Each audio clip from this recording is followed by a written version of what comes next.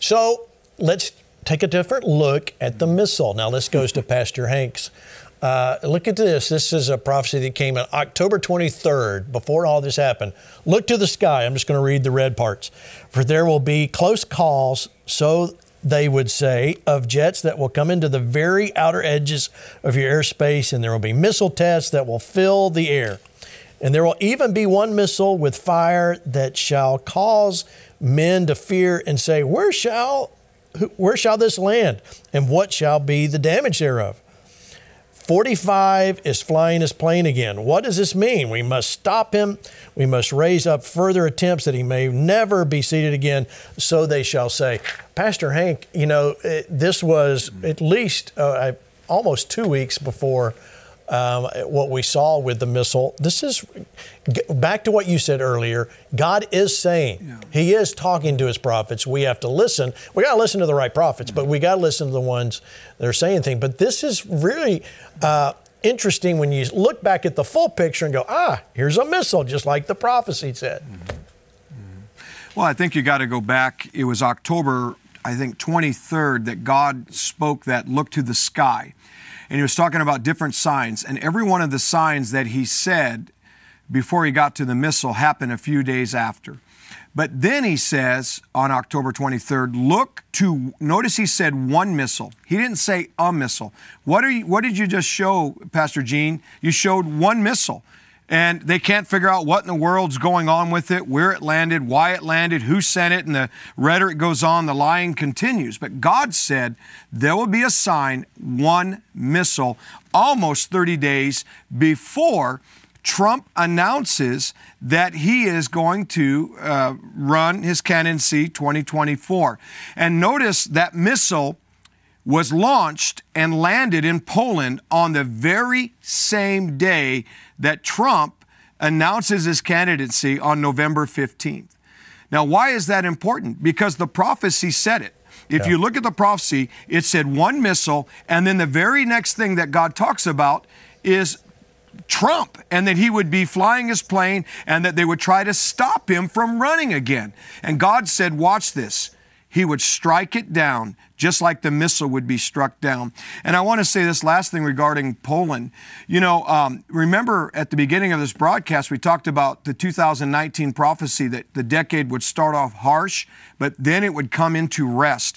You know, in the Hebrew, we did some research. Poland literally means the place of rest or rest. And I believe this is all a sign. That missile being struck down is a sign that all the attempts that they've tried to do to hurt innocent people, ruin America, steal our liberties is going to be struck down.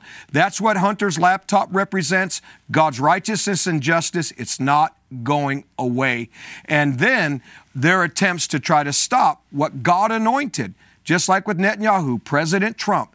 I believe they're not going to be able to stop it. And rather than petition it, complain, look to another candidate, we need to get behind what God is saying. And I believe if we do, we will cooperate with the plan of heaven. Because God always raises up leaders, like He did with Cyrus, for the benefit of the people. And I believe that's what President Trump is about. He's being raised up for the benefit of global freedom and also for things that are on God's agenda concerning Israel and the earth. In reference to something that Lance had mentioned, you know, about, you know, great prophecies and all that, and I appreciate that, but, you know, we need an awakening in America.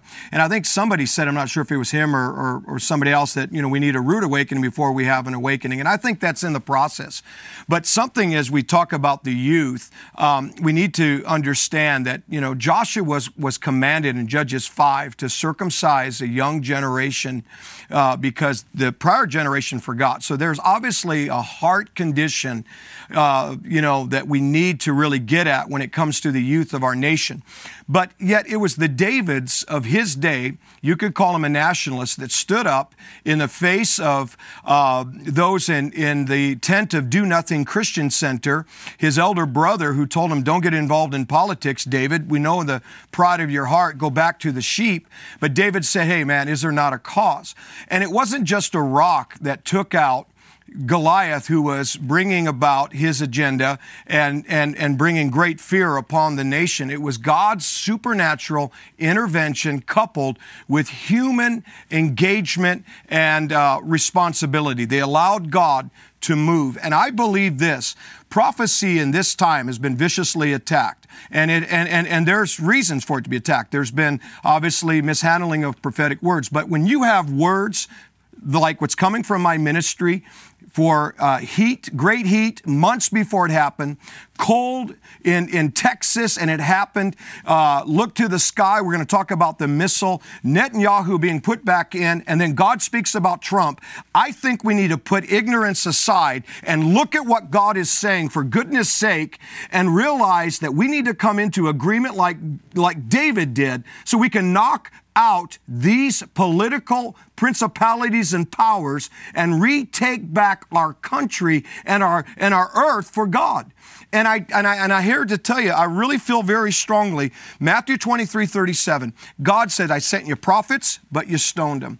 And he said, I sent different ones to you, but you would not. So there's human responsibility. And I think rather than, always putting prophecies aside, discounting them or whatever, I think we need to get behind the word of the Lord and start warring according to 1 Timothy 1:18 with the prophecies that's been given to us. If God is saying, I'm going to give America back, then rather than argue, debate it, let's take him at his word, just like we do with this word, and let's war. Let's fight together, written word, rhema word that's coming from his vessels, and let's continue to take that and like the prophet with the king, keep striking and striking and striking until we see this word and the words that God's speaking through his prophetic vessels come to pass.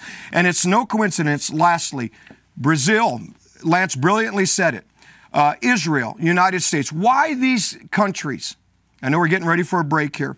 Why these countries? Because the leaders that God raised up have an anointing on them. The enemy, the antichrist, the anti-anointing devil is afraid of leaders who are carrying an anointing. You know why? Because global freedom is coming. Not New World Order of the supposed elitists, but God's New World outpouring. And I'm telling you, that's exactly what we're in the middle of. And I want to say this. Elisha, the prophet, he opened the eyes of the servant, and there was more going on than what his natural eyes saw. And I just want to say to the listeners, for goodness sake, realize that there's more going on that God is doing and will do than maybe what you see. And there's more stuff going on in the natural than maybe what we even realize. But there is a divine turnaround, and there is a 2020 free that is going to begin to unravel. And God is going to pour out his Spirit, and we are going to see some amazing, shocking results.